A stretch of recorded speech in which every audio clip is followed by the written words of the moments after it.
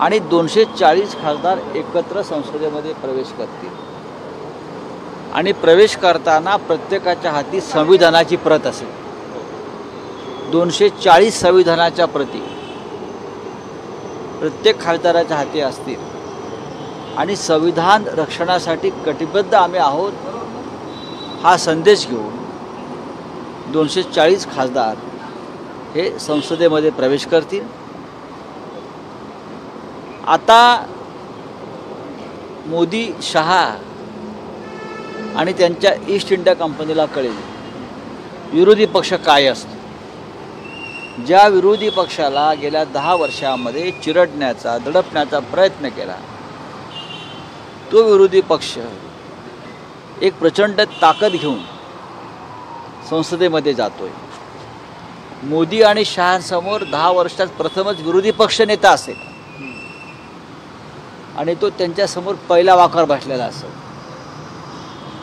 काँग्रेसचे 100पेक्षा जास्त खासदार आम्ही सगळे मिळून 240 हे 240चे 275 कधी होतील हे मोदी शहांना कळणार सुद्धा नाही. सर पण अजून विरोधी पक्षनेत्याचं नाव नाही. होईल ना, त्यात काय होईल की. लोकशाही संविधान या मार्गाने काही निवडी करायच्या असतात. ही काय त्यांच्यासारखी आमची ईस्ट इंडिया कंपनी नाही ना.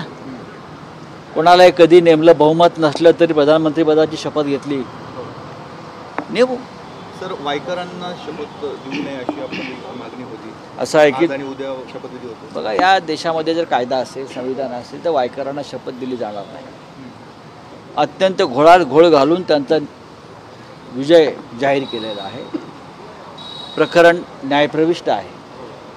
अशा वेळेला आम्ही कळवलेलं आहे निवडणूक आयोगाला आणि लोकसभा सचिवालयाला की अत्यंत वादग्रस्त पद्धतीने निकाल लावण्यात आलेला आहे. लोकांच्या मनात संशय आहे तर तुम्ही यांना शपथ देऊ नका.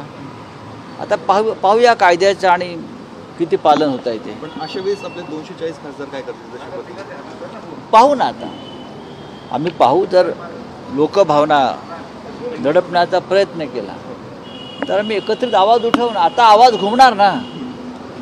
आता पार्लमेंटमध्ये मोदी शहांचा आवाज नाही चालणार. 240 इंडिया खासदारांचा आवाज चालणार. काल मुख्यमंत्र्यांनी सकाळी भोंगा वाजवणाऱ्यांना बांबू लावला पाहिजे एक अशा पद्धतीचं अप्रत्यक्षपणे टीका आपल्यावरती केली. करू द्या ना, करू द्या. सध्याचे मुख्यमंत्री हे घटनाबाह्य आहेत, बेकायदेशीर आहेत. हे सर्वोच्च न्यायालयानं सांगितलं आहे. तरीही हे सरकार निर्लज्जपणे महाराष्ट्राचा बोकांडी मोदी आणि शहांनी बसवला आहे.